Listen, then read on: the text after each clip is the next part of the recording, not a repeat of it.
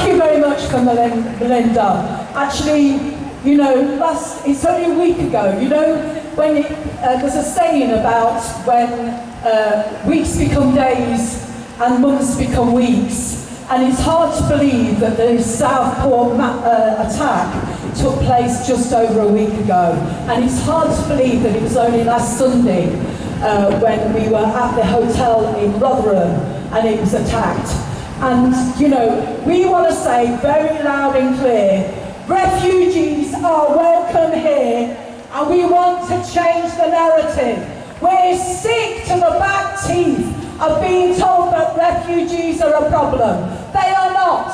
They built this country. We are a nation of immigrants.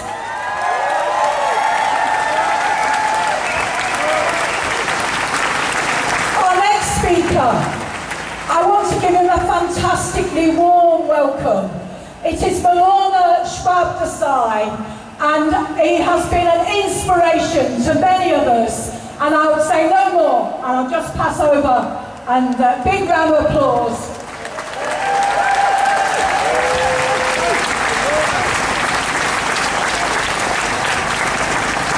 Thank you very much, everyone. Before going any further, may I very kindly, politely request a round of applause are avoided until I complete my speech, please. Bismillahir Rahmanir Rahim, wassalatu wassalamu ala sayyidil mursaleen. All praise be to God Almighty, the most gracious, the most merciful. Peace and blessings, greetings and salutations be upon all the prophets, from the first prophet Adam to the last prophet Muhammad. May I first of all express my vote of thanks for the organizers of this demonstration, who have invited this humble resident and citizen of Sheffield to address the very rich and diverse community of Sheffield. And I feel very much honored to be part of this demonstration today. May I also take the opportunity today to thank the police department for doing a wonderful job a few days ago on Wednesday, delivering very professionally, very effectively, and very successfully on that particular occasion. At the same time, finally, may I express my vote of thanks to every individual participant of today's very noble assembly, carrying the banner of love, respect, equality, justice, and with love for one another. I feel very much encouraged by seeing so many thousands of people here carrying this banner of love and unity. And this is very, very encouraging. It is highly imperative that we fight discrimination of all forms, discrimination of race and religion, discrimination of creed and color and gender, and we fight discrimination till the last breath of our lives. I would like to congratulate you all today that we are all here today to celebrate humanity. We are here to celebrate humanity and save humanity, because love, respect, justice and equality are very fundamental ingredients of humanity. Sometimes I feel very appalled that despite the fact that there is so much literacy in the world today, still there are so many fractions and divisions in the world.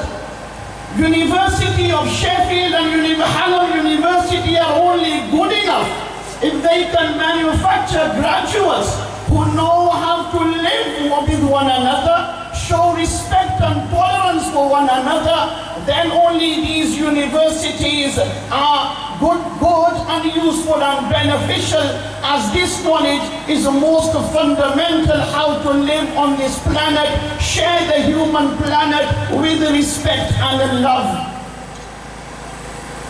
Today, once I stand before yourselves, I've got two choices. honorable listeners, either I stand here as a politician or as a puppet and share some sugar-coated facts with yourselves and leave this assembly. On the other hand, I've got another option. If I stand here making my Lord a witness and only express in front of yourselves as a local imam of the Muslim community in Sheffield for the last 23 years, only if I could express the feelings and the emotion and the cry of the Muslim community of Great Britain. I'm sure you do get lots of opportunity to listen to various speakers coming from different walks of life. But I doubt it if you get many opportunities to listen to a local imam.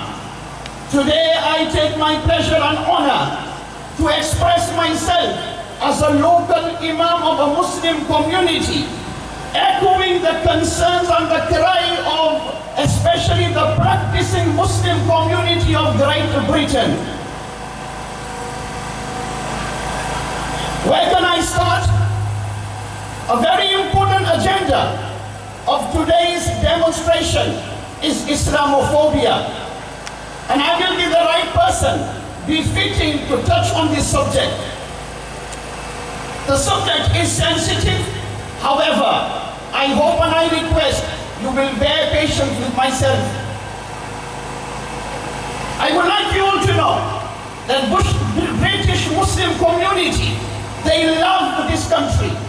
They love the general public of this country. We Muslim community can live with the wider British population for even million years together side by side without creating a simple any issue. We can manage that, and we have been doing that without a problem. However, I would like you to know that just like any community in the world, Muslim community is also a human community. Whilst the majority of its members are very respectful, law-abiding British citizens of this country, there is a very minority. There are some handful who are otherwise. Like in any community, we have the good ones and we have the bad ones, and Muslim community is not exceptional.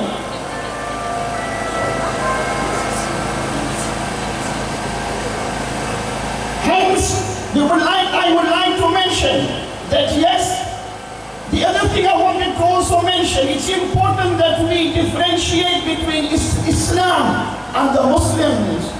Not all Islam is a religion, and it's no different than the religion of Christianity and Judaism. It's only a modified version of Christianity and Judaism. Hence, it's important that we differentiate between religion and the so-called followers. Not all followers of Islam are fully adherent to the law of Islam. The Muslim community very bitterly cries and is very disappointed with the Islamophobic foreign policies, how it implements the act of terrorism selectively, and how it implements, for example, the act of freedom of speech and practice selectively, with some and not the other. And we feel that we are being stabbed behind our backs with multiple edges. This country will go on a war, compromising with our infrastructure.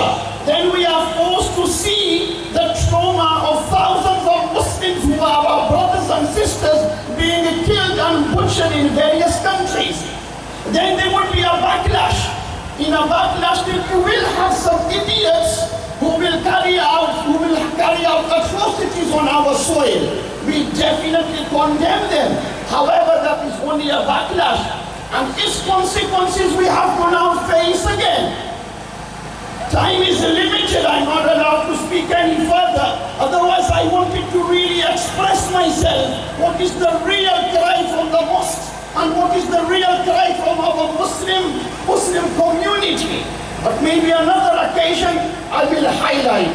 For the time being, once again, I would like to make the final prayer to God Almighty. May God Almighty eradicate all forms of hatred from our hearts, and may God Almighty unite our hearts and allow us all to respect one another, to love one another, to care for one another. Ameen, thumma ameen.